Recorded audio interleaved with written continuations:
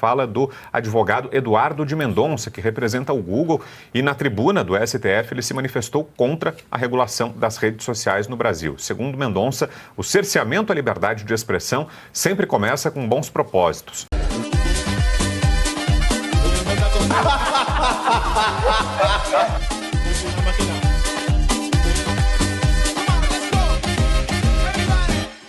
Da postura das empresas. O que chamou muito a atenção no julgamento de hoje, é o que está viralizando nas redes sociais, é a fala do advogado Eduardo de Mendonça, que representa o Google, e na tribuna do STF ele se manifestou contra a regulação das redes sociais no Brasil. Segundo Mendonça, o cerceamento à liberdade de expressão sempre começa com bons propósitos. Vamos acompanhar essa fala, que foi bastante dura, um depoimento contundente do advogado que representou o Google no julgamento de ontem.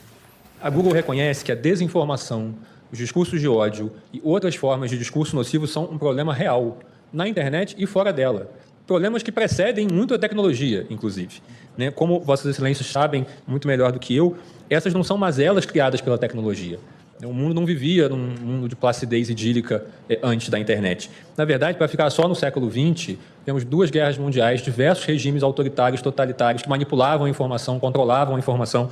Tivemos manifestações de genocídio movido por intolerância. No Brasil, tivemos 2 regimes de exceção que manipulavam a informação, em boa medida iniciados com discursos de desinformação sobre o risco da ameaça comunista. Portanto, não se pode dizer que esses são problemas que a internet tenha criado. Sem falar no racismo pontual, racismo estrutural, machismo e tudo que havia e continua a haver depois da internet. Não cabe, portanto, partir da visão maniqueísta de que as plataformas tenham causado a intolerância, o ódio e a incivilidade. Seria mais fácil se fosse assim, mas não é assim.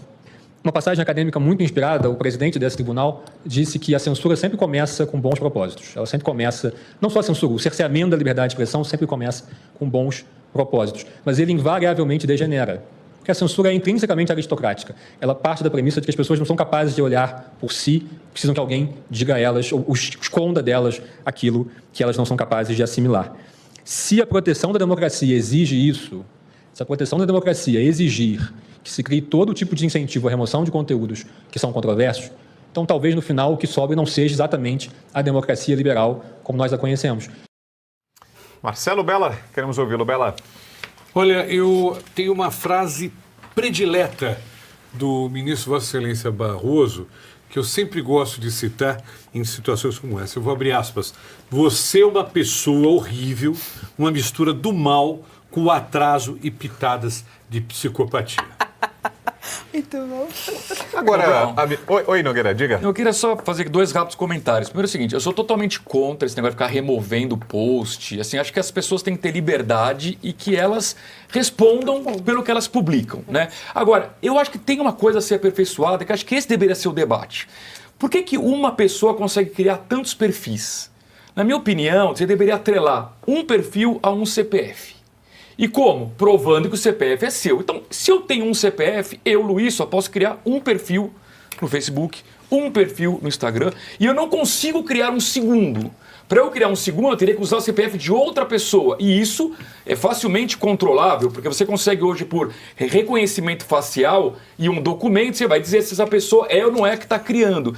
O que acho que precisa resolver isso. Por que uma pessoa cria 40 perfis e fica publicando um monte de abobrinha? Mas eu insisto, as pessoas, uma vez tendo um perfil verdadeiro, ela pode publicar o que ela quiser e que ela responda por isso.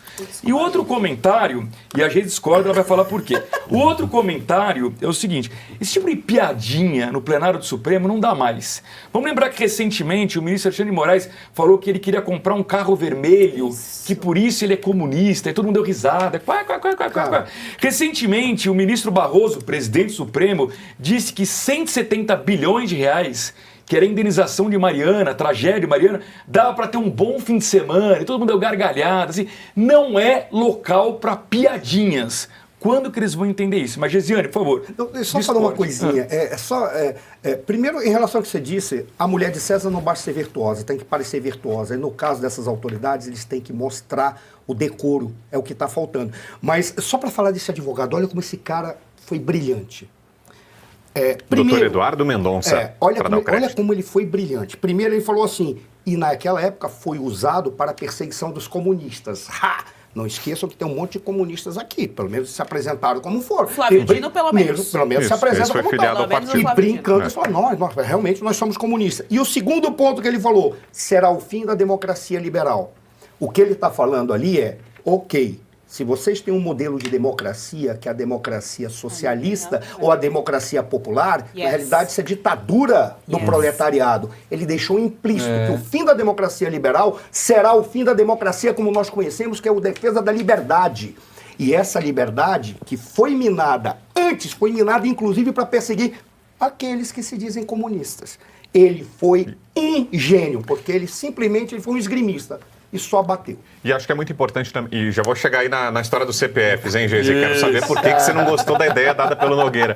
Mas acho que outro ponto importante também em relação a esse posicionamento do Dr. Eduardo Mendonça, que é uma mudança de conduta do Google, porque o Google, o Facebook, o próprio Twitter, antes da compra pelo Elon Musk, todas essas plataformas aceitaram bovinamente, passivamente, todas essas ordens arbitrárias de censura que começaram ali, especialmente no período da pandemia, vindas do judiciário brasileiro. O Supremo mandava tirar um perfil, bloquear, fazer censura prévia, contrariando a legislação vigente, e todas essas redes fizeram o que o Supremo mandava sem questionar, sem qualquer tipo de ressalva. Agora tem uma mudança, né? O próprio X puxou essa onda, né, de resistência aos arbítrios do judiciário, e agora o advogado do Google, de uma forma que para mim pelo menos foi bastante surpreendente, assim como o advogado que representa a Meta, também se posicionaram, falaram não somos favoráveis a isso, não queremos participar dessa terceirização de censura que está sendo debatida aqui. Então foi um posicionamento. E fico me questionando, e é um questionamento mesmo, não tenho resposta, se os amigos conseguirem contribuir com essa reflexão, talvez a gente possa chegar em algum ponto. Se não tem a ver com a própria eleição do Donald Trump, se essas empresas que são americanas agora estão se sentindo respaldadas para dar uma resposta à altura para o judiciário brasileiro, para falar não vamos mais participar disso, não vamos ser partícipes dessa ditadura de toga que está em vigor aqui. Essas empresas estão se posicionando, então acho que essa foi uma mudança importante, por mais que a fala do advogado não vá mudar o curso do julgamento, possivelmente a decisão do Supremo já está tomada e vai ser confirmada com a conclusão do julgamento, mas é uma mudança de posição importante e que, me parece, teria a ver com o efeito Trump, com a vitória republicana lá nos Estados Unidos. O Google não é da Meta, né? São empresas distintas, né? São concorrentes. Uma é do Zuckerberg, a outra é o Google. A diferença, ao meu ver, é que o X faz porque acredita numa ideia. O Elon Musk acredita numa ideia. Ele acredita na liberdade. O Google e a Meta faz porque acreditam no dinheiro, são americanos, afinal de contas. Acreditam no dinheiro e uma das coisas do projeto é penalizá-los de maneira monetária. Então, se o conteúdo permanecer lá, é uma multa, inclusive, altíssima e absurda, uma sanção financeira que esses empresários sofrem. Aí, mexer no bolso do americano não dá, né? Os caras são capitalistas, no talo, Vícios privados, benefícios públicos. Exato. Essa é a lógica do capitalismo. Exatamente. Então, assim, aí pra ele não dá. O que pra gente é bom, inclusive. Eu espero que ele continue defendendo o bolso dele, porque de banda ele defende a minha liberdade. Então, pra mim, tá ótimo. Eu quero muito rapidamente falar sobre essa fala do Alexandre de Moraes, porque, assim, eu vi isso ontem, eu realmente não consegui acreditar que ele teve a cara de pau de abrir a boca e dizer ainda. Ele realmente se sente o dono do país inteiro. Quando a gente faz as piadas, né, as brincadeiras que ele é o dono do país, é porque ele realmente, ele se sente o STF, ele se sente a justiça brasileira, a personificação do que é justiça, do que é STF, do que é democracia, do que é liberdade, e aí ele se sente muito confortável em lançar um ainda. E o presidente Barroso dar risada, se não tem a menor liturgia do cargo, a menor liturgia do cargo. O Arthur já trouxe aqui, eu ia citar justamente o caso do Dino, quando eles fizeram ali a piada da cor vermelha. O Alexandre de Moraes, nessa ocasião, ainda disse que ele não compraria um terno vermelho porque ele acha que ia ficar meio brega, meio cafona. E aí, o advogado fez ali realmente uma excelente argumentação e eu quero que vocês prestem atenção depois na postura do Alexandre de Moraes. Ele está no computador, ele não está sequer olhando para o advogado. Ele está ali, ó, compenetrado, concentrado, fazendo alguma coisa, qualquer coisa mais importante do que o julgamento que ele mesmo, né, diz aí que tem que fazer. Mas ele não está sequer prestando atenção na fala do advogado. E aí a gente chega nessa questão aí dos perfis. Olha, se tem uma pessoa que todos os dias recebe alguma mensagem malcriada ou hater, é o tal do comentarista político. Todo santo dia, eu tenho certeza absoluta que tá todo mundo aqui nessa mesa já recebeu isso. E você é um lorde. Não, é porque eu não ouço. Nem olho. Ah, você não olha? Você é um lorde. Aí por isso que lorde. Pode ter recebido. Eu nem sei. sei. Que não leu. Mas o ponto é que faz parte do nosso trabalho, embora alguns sejam de fato de cunho extremamente criminosos. Por exemplo, eu sou constantemente ofendida, é engraçado isso, a esquerda acusa tanto a direita de ser racista, mas todas as ofensas que eu recebo não são da mesma categoria que os meus colegas de classe recebem. Então vocês são chamados de fascistas, vocês são chamados de genocidas. Sim. Todos os meus xingamentos são de cunho racial, todos. A esquerda só me xinga de cunho racial, absolutamente. Então eu sou preta da Casa Grande, eu sou vendida, eu sou uma preta traíra, enfim, qualquer tipo de coisa de cunho. Capitã do Mato, exato, Capitã do Mato, esse tipo de coisa. Então todos os xingamentos que eu recebo são de cunho racial. E são crimes, tá? São criminosos, porque ali é explícito o racismo, são criminosos. Mas eu também entendo que pelo trabalho que eu faço, por ser um trabalho público, eu estou sujeita a esse tipo de coisa e eu sempre vou defender a liberdade de que a pessoa diga. Eu respeito muito mais o cara que fala uma atrocidade dessa pra mim, mas que tem coragem de vir e falar, do que o cara que me engana e finge que está me defendendo ou finge que está defendendo a democracia quando na verdade não está. Esse cara, ele não tem o meu respeito. Eu respeito muito mais a coragem de se falar. E aí quando a gente chega nessa parte do CPF, tendo em vista o momento que a gente vive no nosso país, tendo em vista que há muitas coisas estranhas que acontecem dentro da rede social, quando o Elon Musk, por exemplo, assumiu o X, ele jogou luz a respeito do que acontecia no Twitter, em relatórios e tal, e como a equipe se comportava dentro do Twitter, eu acho extremamente perigoso colocar pessoa com o CPF, porque isso vai fazer com que entremos todos para uma lista, muito provavelmente uma lista, um score social. Então isso vai se alastrar primeiro na rede social, mas isso depois vai vir aqui, ó, para esse mundo palpável, mundo real, o tal do score social. Você postou tal coisa no Twitter que, sei lá, é antidemocrática, fascista. Prenderam isso na China. Exato. Não, você não vai comprar arroz. O seu score social não permite que você compre ovo. O seu score social não permite que você compre arroz. Então, eu acho extremamente perigoso. E estimula os benefícios. Estimula o benefício. Se comporta dessa maneira, você tem mais benefícios no momento das compras, inclusive com crédito. O que as pessoas vão fazer? Vão se vender a alma para poder comprar mais arroz. Eles fizeram algo semelhante com o Bolsonaro quando eles tentaram catalogar quem seguia o perfil do Bolsonaro. Só que o Bolsonaro tem muitos seguidores. Qual é a equipe, né? Você não tem braço para fazer isso. Então, assim, eles já tentam fazer algo semelhante. Você segue determinado CPF na rede social, vai sofrer também de quebra uma sanção aqui, porque você está seguindo um conteúdo antidemocrático. Ô, Geise, mas é que eu acho que isso já acontece hoje, acho que é uma ilusão. Assim, a tecnologia é tão evoluída que eles sabem tudo de nós, tudo, absolutamente tudo.